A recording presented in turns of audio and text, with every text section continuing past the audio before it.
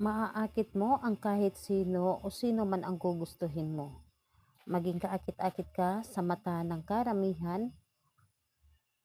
Hello mga guys, kumusta kayo? Panibagong araw, panibagong video na naman tayo. And sa araw na ito ay isa na namang video ang aking ituturo sa inyo na simpleng gabay o simpleng pamamaraan na makakatulong sa atin.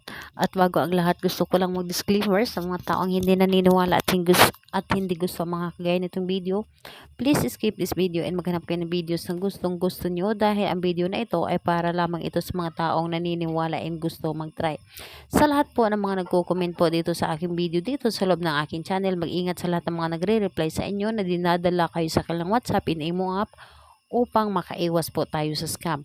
Ngayon po ituturo ko sa inyo paano tayo maging kaakit-akit sa mata ng karamihan o sa kahit sino, and lalo na sa ating minamahal o sa ating partner.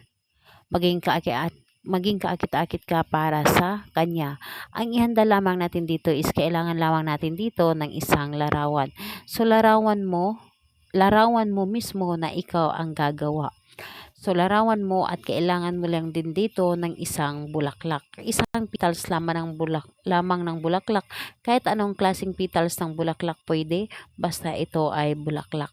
So ayun po, kapag ready na yung petals ng bulaklak or ang bulaklak at ang larawan mo ay pwede mo na itong simulan.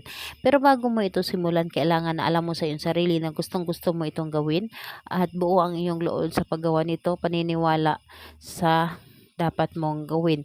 Kung gusto mo na maging maganda ka sa mata ng karamihan, gawin mo ito. So, ayun po.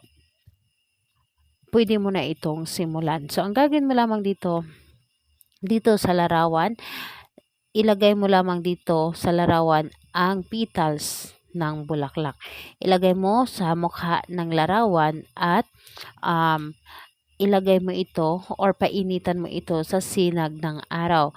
Yung sinag ng araw sa umaga, doon mo to ilagay at iharap. Iharap mo ito doon na sabihin mo dito sa pamamagitan nito, tulad ng sikat ng araw, ako ay maging kaakit-akit sa lahat. Ako ay maging maganda sa lahat. Maging maganda ako sa lahat ng mga mata ng mga tao at maging magaan po ang loob nila sa akin at sila po ay magiging kaibigan ko. And lalong-lalo na sa aking partner, ako lamang ang pinakamaganda o pinakagwapo para sa kanya at maging